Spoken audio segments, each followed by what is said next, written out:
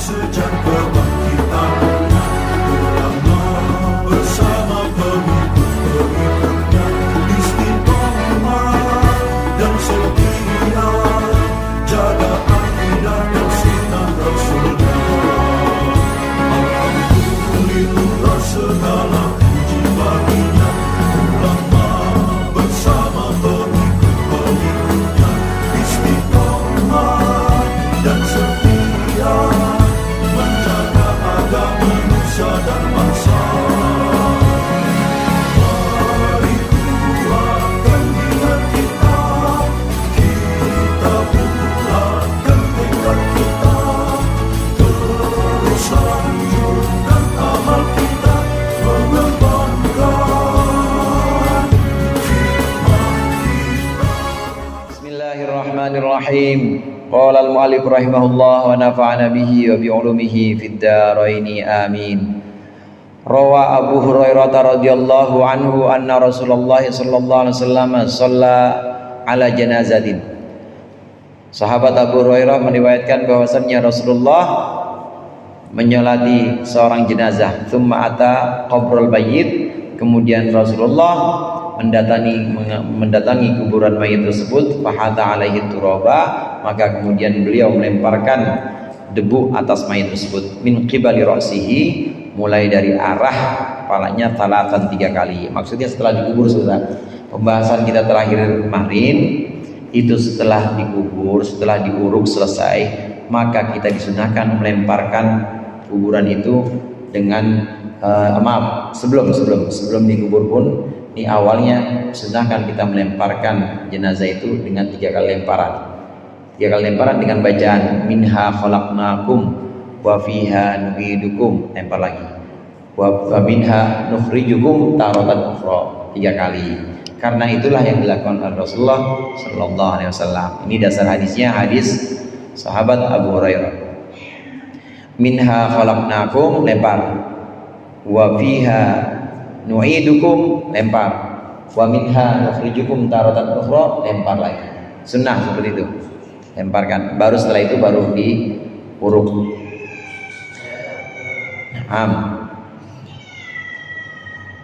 Wa lima ruya an Abi Umamah radhiyallahu anhu, dasar hadisnya juga ini bahwasannya sesuai dengan hadis yang diriwayatkan dari Abi Umamah bahwasannya qala, berkata sahabat Abu Umamah, lamma wudi'at Ummu Kulthum binti Rasulillah sallallahu alaihi wasallam, ketika Ummu Kulthum putri Rasulullah sallallahu alaihi wasallam diletakkan fil qabri, dalam kubur, qala, maka berkata Rasulullah sallallahu alaihi wasallam, minha khalaqnakum wa fiha nu'idukum wa minha nukhrijukum taratan ukhra. Minha khalaqnakum, dari tanah kami ciptakan engkau, lempar. Wa fiha nu'idukum, dan ke dalam tanah kami kembalikan kalian, lempar lagi. Wa minha nukhrijukum taratan ukhra, dan darinya, dari tanah aku kembalikan kalian nanti pada kesempatan lain, maksudnya hari kiamat, lempar lagi. Ini ayat Al-Quran. Karena Rasulullah melakukan itu kepada putri beliau, yaitu Ummu Kulthum. Semua putra dan putri Rasulullah 7 jumlahnya, itu semuanya wafat sebelum Rasulullah wafat. Jadi Rasulullah ngalamin semua kecuali Siti Fatimah.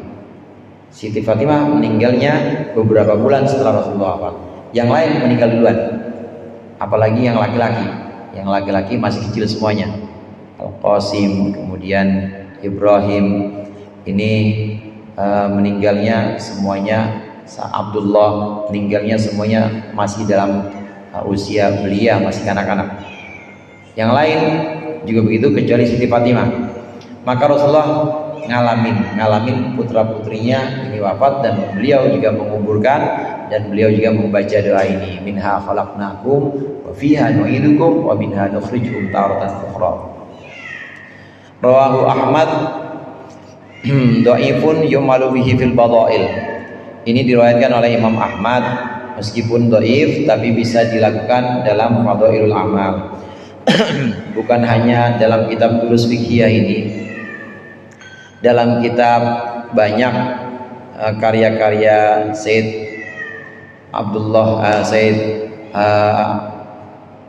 Muhammad bin Alwi Al-Maliki. Said Muhammad itu mengatakan, beliau banyak mengutip hadis, ulama-ulama mengatakan bahwa hadis meskipun dhaif boleh dipakai kalau untuk fadhailul amal atau keutamaan amal.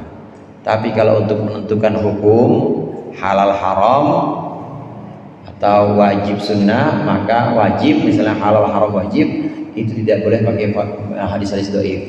Tapi kalau bukan untuk menentukan hukum, selama dia tidak menghalalkan yang haram, tidak mengharamkan yang halal, maka boleh kita mengamalkan hadis meskipun dhaif.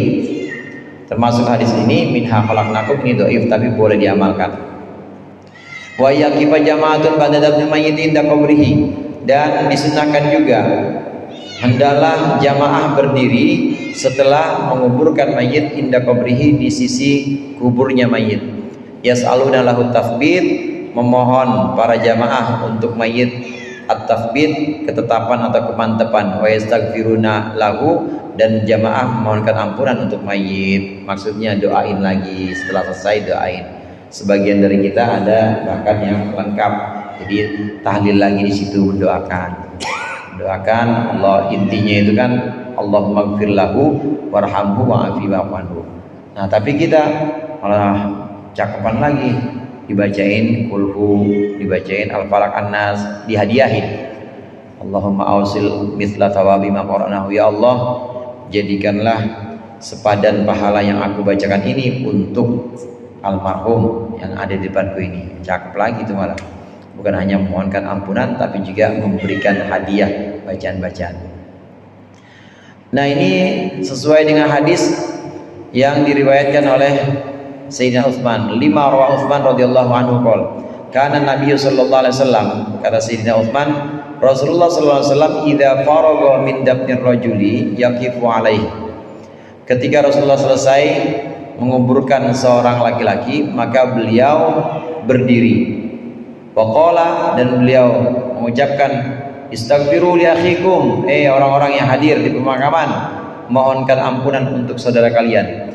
Was'alullaha lahu tathbit, dan mohonkan kepada Allah untuk mayit ini ketetapan atau kekuatan. Fa innahul an yus'alu, maka dia sekarang akan ditanyakan, maksudnya pertanyaan-pertanyaan kubur oleh malaikat Munkar Nakir. Kata Rasulullah, mohonkan ampunan, kemudian berikan dia kemantepan atau kekuatan, mohonkan kepada Allah untuk ini, untuk si mayit ini, karena dia akan ditanya nanti oleh malaikat-malaikat. Inilah yang diajarkan oleh Rasulullah supaya kita memohonkan ampunan bagi si mayit ketika kita selesai menguburkannya. Walima sohaan Amr bin Al-As annahu qala, bahwasanya Amr bin As berkata, hina hadaratul wafat, ketika hendak menghadiri akan Amr bin As apal wafat, maksudnya ketika menjelang wafatnya, fa idza dafantumuni, pesannya Amr bin As, ketika kalian sudah selesai menguburkanku, fasannau ala turabi, fasannau alayya turaba, maka hendaklah engkau tinggikan atasku at-turaba, debu, sinnan atau sannan, dengan setinggi-tingginya, maksudnya lemparkan. Tsumma aqimu, lemparkan aku debu setelah kalian selesai menguburkanku, kata Amr bin As. Tsumma aqimu haula qabri, kemudian berdirilah kalian di seputar kuburanku, qadramatan haru jazur. Gini enaknya, qadramatan nahuri jazurin, seukuran jarak menyembelih kaki dan kepala. Jazur itu bagian kaki, kepala dari korban atau dari hewan sembelihan. Wa yuqassimu lahmiha, atau qadramatun haru juga bisa. Qadramatun haru jazurun wa yuqassamu lahmuha, seukuran dibagikannya daging-dagingnya, hatta asta'nisa bikum, sehingga aku menyaman bikum dengan kalian. Wa alamu, dan aku mengetahui mada uraji'u rusul rabbi, bagaimana aku menghadapi utusan-utusan Tuhanku. Amr bin As itu sahabat Rasulullah. Nah, beliau menjelang wafat pesan pada orang-orang, nanti kalau kalian sudah selesai menguburkan aku, jangan pada pulang dulu. Selesai nguburin, maka lemparkan aku dengan debu. Maksudnya minha khalaqnakum tadi. Wa fiha nu'idukum wa minha nukhrijukum taratan ukhra. Kemudian jangan langsung pulang, berdirilah di sekitar kuburanku, ya kira-kira jarak orang lagi menyembelih hewan korban, jadi nggak terlalu jauh di situ. Maka kemudian kumpullah di situ hingga aku merasa nyaman dan hingga aku tahu bagaimana aku nanti menghadapi utusan-utusan Allah, maksudnya para malaikat, menghadapi suruhan-suruhan Allah yang akan memberikan pertanyaan atau fitnah kubur ini. Amr bin As. Hadirin jamaah rahimakumullah, yang diajarkan oleh orang tua kita dulu, ini ada yang dari Rasulullah, namanya ma'thur, doa-doa. Kalau doa-doa namanya doa ma'thurah. Ada juga amalan-amalan atau doa-doa yang sebenarnya Rasulullah nggak pernah melakukan, tapi dilakukan oleh para sahabatnya, dan ini boleh kita amalkan, boleh. Jadi jangan dikit-dikit bid'ah, dikit-dikit haram, karena Rasulullah nggak pernah ngajarin. Saya mah Quran sama hadis aja dah, kalau sahabat mah nggak saya pakai. Jangan, nggak boleh, karena Rasulullah sendiri juga pernah mendengar seorang sahabatnya doa, dan Rasulullah nggak pernah ngajarin itu. Doanya sahabat ini selesai sholat, diantaranya sahabat ini berdoa, Allahumma inni as'aluka bi'annaka antallahu la ilaha illa antal ahadus samad alladzi lam yalid wa lam yulad wa lam yakul lahu kufuwan ahad. Doa itu sahabat. Nah, udah selesai, siapa tadi yang baca doa begitu? Kata Rasulullah. Rasulullah, sahabat namanya Abdullah ya Rasulullah. Bagus itu doa. Dia sudah berdoa dengan Ismul A'zam yang kalau itu dibacakan pasti doanya dijabah. Padahal Rasulullah nggak pernah ngajarin, tapi Rasulullah cakap itu doa. Itu artinya boleh amalan yang diajarkan oleh sahabat, Rasulullah nggak ngajarin dan kita amalkan, itu boleh. Jadi sunnah itu ada sunnah nabawiyah, sunnah yang diajarkan oleh Nabi, ada juga sunnah sahabat. Apalagi yang jelas-jelas Rasulullah sebutkan sunnah khulafair rasyidin, itu harus kita ikuti. Tarawih 20 rakaat, sunnahnya Sayyidina Umar bin Khattab. Ya, kemudian mimbar pakai 3 susun, sunnahnya Utsman bin Affan. Itu seperti itu. Yang sunnah-sunnah ada yang dari Rasulullah, ada juga yang dari para sahabat, dan ini yang diajarkan oleh guru-guru kita dulu, oleh kiai-kiai kita, orang tua kita dulu, ini mengikuti yang ini. Jadi ada banyak sekali perbuatan atau tradisi-tradisi baik, perbuatan-perbuatan baik yang kita harus lestarikan, dan ini tidak diajarkan oleh Rasulullah, tapi diajarkan oleh murid-murid Rasulullah. Bahkan tidak diajarkan oleh sahabat, tapi diajarkan oleh murid-muridnya sahabat, namanya tabi'in, atau diajarkan oleh murid-muridnya tabi'in. Selama itu tidak menyalahi sunnah dan tidak menyalahi Al-Quran, boleh dipakai. Maksudnya tidak menyalahi Al-Quran, tidak menyalahi sunnah itu begini saudara. Ada yang melawan Quran kan? Contoh begini, ini yang contoh ngelawan. Contoh begini, Quran nyuruh misalnya gitu ya. Misal Quran nyuruh pergi ke barat. Nah, dia bukan pergi ke barat, diem aja. Ke barat enggak, ke timur enggak. Nah, itu namanya enggak bertentangan. Diem aja namanya enggak bertentangan. Tapi kalau bertentangan, Quran nyuruh ke barat, dia malah ke wetan. Nah, itu udah nantang tuh. Udah benar-benar bertentangan. Nah, yang begitu enggak boleh. Amalan-amalan dari tabi'in, dari ulama-ulama setelahnya, selama tidak bertentangan dengan Al-Quran atau bertentangan dengan hadis, tadi ngelawan, tadi disuruh ke barat, dia malah ke timur. Tapi bukan dia diem. Kalau diem aja nggak apa-apa tanpa sikap, maka itu masih tetap boleh diamalkan. Yang tidak boleh diamalkan itu kalau sudah bertentangan. Al-Quran nyuruh berbakti kepada orang tua, pasti itu. Berbakti kepada orang tua. Tapi dia bakti enggak gitu, misalnya diem aja biasa-biasa aja, maksudnya biasa-biasa aja, namanya enggak ngelawan gitu. Nah tapi kalau sudah dia durhaka sama orang tua, namanya ngelawan sama Al-Quran. Nah yang seperti itu nggak boleh diikuti. Andai ada ajaran yang seperti itu, maka itu pasti sudah bertentangan. Nah yang bertentangan ini yang tidak boleh diikuti. Tapi selama tidak bertentangan, asal dia masih ada di tengah-tengah, diam saja, maka masih boleh kita amalkan. Ad-darsus tsani wa tsalatsun fit talqin wa ziyarah. Mungkin sebagian dari kita atau saudara-saudara kita ada yang tanya, apa itu talqin, pakai talqin segala? Bid'ah. Bid'ah lagi, bid lagi. Mio apa? Bid mulu. Ini ada yang mempertanyakan bagaimana dengan talqin, bagaimana dengan ziarah kubur? Banyak. Nah, nanti akan kita lihat di sini dasar-dasarnya. Kitab Al-Adhkar, saudara, karya Imam An-Nawawi, Syarafuddin An-Nawawi nama aslinya.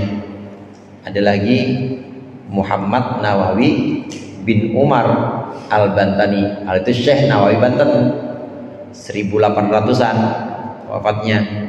Nah, kalau ini Syarafuddin An-Nawawi, ini ulama sebelumnya lagi, lebih generasinya lebih dulu lagi.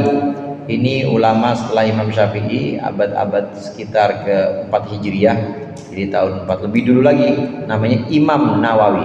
Nah Imam Nawawi ini yang banyak karyanya. Imam Nawawi itu diantara karya-karyanya yang terkenal Al-Adhkar. Di Al-Adhkar itu ada babu ziyarati qabrin Nabi.